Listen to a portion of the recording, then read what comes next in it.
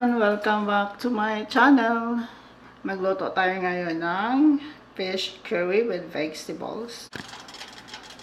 So, meron tayong isang lata na coconut milk. 1 can of coconut milk.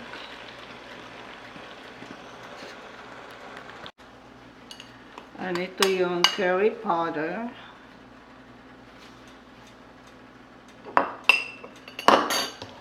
Mix lang natin yan.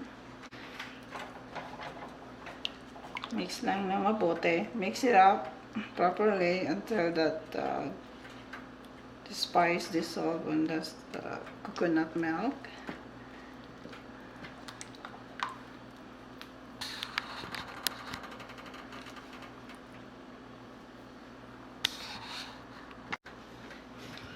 And then, lagyan natin ng chicken powder.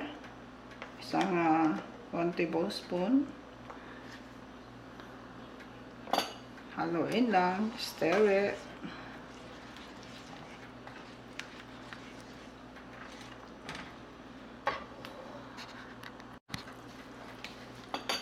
Then, that one is boiling now. So, I'll add the carrot. Lagay lang natin yung carrots. And then, simmer lang natin to ng ilang minuto. We'll simmer it for a couple minutes.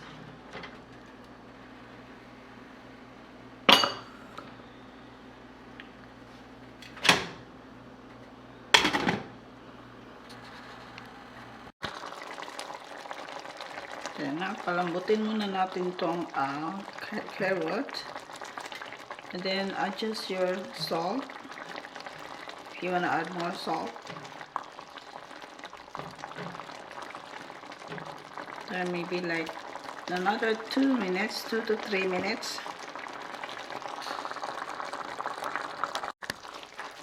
Ayan, medyo malambot na yung carrot. Tapos ngayon ilagay natin yung bell peppers. Actually, this is sweet peppers.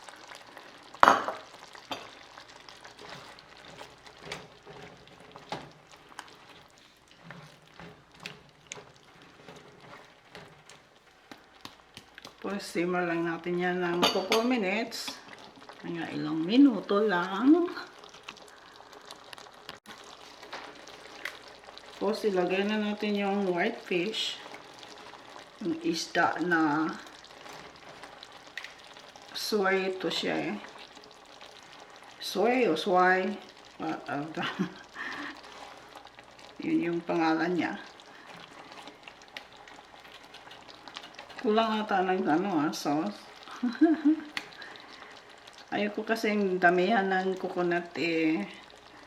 I just add lang, a little tubig.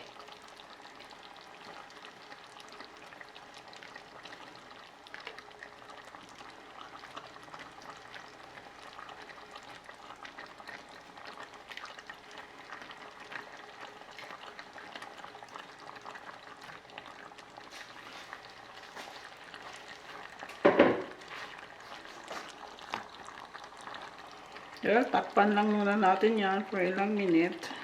Siguro 2 minutes. Tapos, kung hindi siya mag-consume ng sauce, lalagyan ko ng another 1 cup siguro na tubig. Ayan, dumami yung sauce. So, hindi ko na nilagyan ng extra water. So, pakuluan lang natin to ng mga maybe 5 to 7 minutes until the isda maluto, until the fish is cooked. So, takpan muna natin yan. We'll cover it up for 5 to 7 minutes. Ayan, luto na yung isda. Tapos ngayon, ilagay natin tong zucchini on top. You just like, you cook this like 2 minutes to 2 to 3 minutes. 2 minuto o 3 minuto.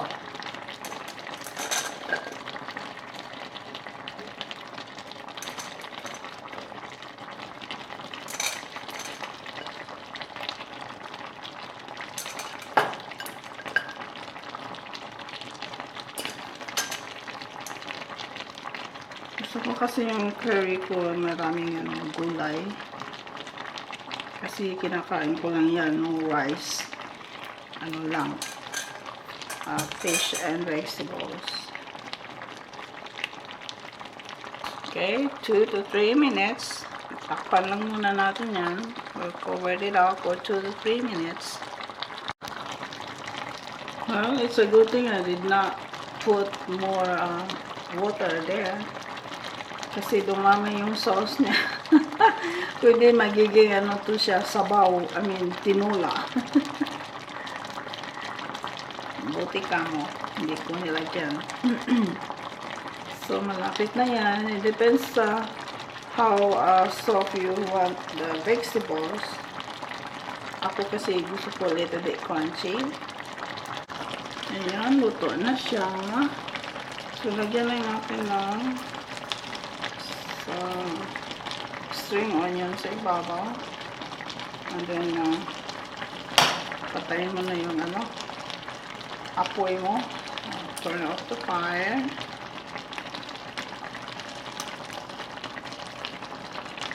And that one is ready to serve. Kainan na. Wala akong recipe nito. Just follow mo lang yung video ko. Ilalagay ko lahat yung mga ingredients. Kasi madali ito eh. Wala akong time magsulat. Babalik pa akong matulog pagkatapos nito. Okay? Alright. Watch na lang that video. You guys can follow the recipe. This is really simple. This is my simple recipe for my curry. Simple lang siya at masarap siya. Alright everyone, thank you for watching. Salamat sa pag-follow mo sa amin. We'll see you next time. And okay, ciao!